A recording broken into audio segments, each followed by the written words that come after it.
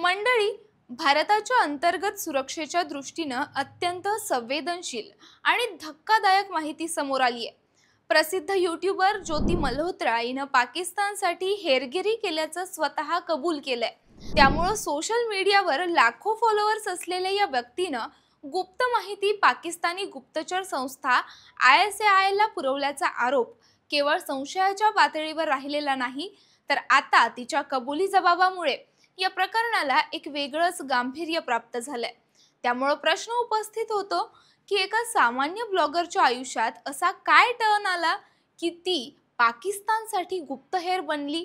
हे एकटं प्रकरण आहे की भारतात यूट्यूब सारख्या माध्यमांचा वापर करून देशविरोधी कामकाजाचा मोठं जाळं उभं केलं जातंय। ज्योती मल्होत्रानं आपल्या कबुलीमध्ये काय माहिती उघड केली हे सगळं आपण आज जाणून घेणार आहोत। नमस्कार, मी सृष्टी आणि आपण पाहतायत त्याचं काय महाराष्ट्र। मंडळी, हरियाणामधील हिसार जिल्ह्यात राहणारी ज्योती मल्होत्रा ही ट्रॅव्हल विथ जो नावाने यूट्यूबवर कार्यरत होती। तिची पार्श्वभूमी पाहिल्यास ती सामान्य कुटुंबातून आलेली असून पूर्वी रिसेप्शनिस्ट आणि शिक्षिका म्हणून विविध ठिकाणी काम करत होती। पण आर्थिक स्थैर्य मिळवण्यासाठी सतत नोकऱ्या बदलत राहिल्याचं तिच्या जीवनशैलीवरून स्पष्ट होतं। तिच्या याच लक्झरी आणि प्रसिद्धीच्या हव्यासामुळे तिने पाकिस्तानशी संबंधित लोकांशी संपर्क वाढवला, असं तपास यंत्रणांचं म्हणणं आहे। तपासानुसार दिल्लीतील पाकिस्तान उच्चायुक्तालयातील कर्मचारी एहसान उर रहीम उर्फ दानिश याच्याशी ती वारंवार भेटत होती। दानिशनेच तिला पहिल्यांदा डिनरसाठी बोलवलं आणि या भेटी दरम्यान त्याने तिला पाकिस्तानी अधिकाऱ्यांपर्यंत नेलं। या संबंधातूनच अली हसन या ISI अधिकाऱ्याशी तिची ओळख झाली। पाकिस्तानात अली हसन याने तिला शाकिर आणि राणा शहबाज या ISI एजंटांशी ही भेट घडवून आणली। ही सर्व माहिती ज्योतीने चौकशीत उघडपणे कबूल केली आहे। तिने social media platforms WhatsApp, Snapchat आणि टेलिग्राम यांचा वापर करून ISI शी सातत्याने संपर्क ठेवला होता। विशेष म्हणजे शाकिरचा फोन नंबर तिने जट रंधवा म्हणून सेव्ह करून ठेवला होता, जेणेकरून तिच्या फोनमध्ये कोणाला संशय येऊ नये। तिने 2 वेळा पाकिस्तान दौरे केल्याची कबुली दिली असून त्यासाठी दानिश व अली एहसान यांनी तिची ओळख ISI अधिकाऱ्यांशी करून दिली होती। पाकिस्तानमध्ये तिच्या वास्तव्याचा खर्चही स्पॉन्सर करण्यात आला होता। या संपूर्ण प्रकरणाचा एक गंभीर पैलू म्हणजे ISI नं तिला विशिष्ट भारतीय गुप्तचर अधिकाऱ्यांची माहिती काढण्याचं काम सोपवलं होतं। अली हसन सोबतच्या चॅटमध्ये अटारी सीमेवर असलेल्या एका अंडरकव्हर एजंटला गुरुद्वारामध्ये भेटायला लावण्याचे आदेश असल्याचे तपास यंत्रणांनी स्पष्ट केलंय। यावरून हे स्पष्ट होतं की तिचा वापर केवळ माहिती संकलनासाठीच नव्हे, तर भारतीय गुप्त यंत्रणांच्या कार्यपद्धती आणि अधिकाऱ्यांच्या हालचाली जाणून घेण्यासाठी करण्यात आला होता।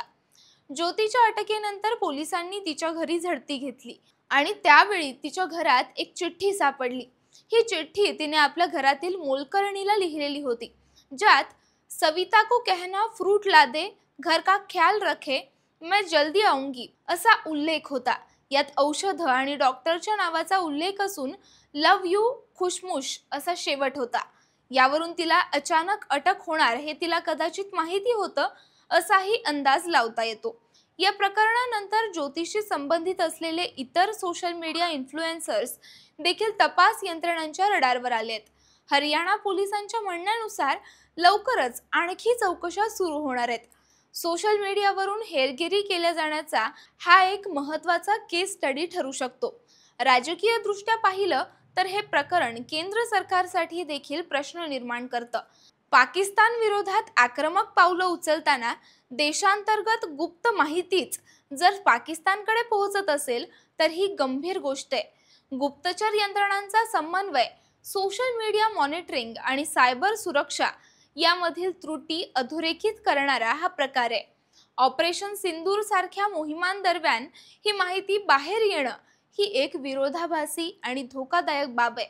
या प्रकरणातून एक गोष्ट स्पष्ट होते, केवळ देशबांधवांवर विश्वास ठेवून चालत नाही, तर सोशल मीडिया युगात आता डिजिटल देशद्रोहही समोर येऊ शकतो।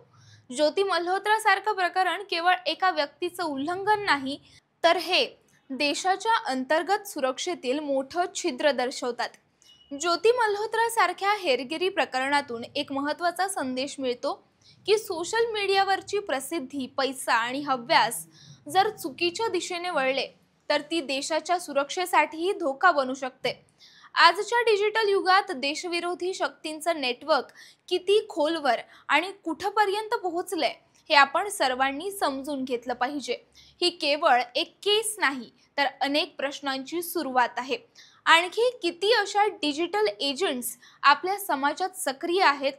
आपली गुप्तचर यंत्रणा त्यांच्यावर लक्ष ठेवून आहे का? आणि आपण नागरिक म्हणून किती जागरूक आहोत? ज्योतीला आता काय शिक्षा होणार? तिच्याकडून अजून कुठले खुलासे होणार? हे सगळं आपण येत्या काळात जाणून घेत राहणारच आहोत. तत्पूर्वी या प्रकरणावर आपलं मत काय आहे? तुमचं उत्तर, प्रतिक्रिया किंवा शंका कमेंटमध्ये नक्की लिहा. राजकारणाच्या आखाड्यात आपली नजर कायम असणारच आहे, तेव्हा कुठेही जाऊ नका. पाहत रहा, सबस्क्राईब करा. त्याचं काय महाराष्ट्र.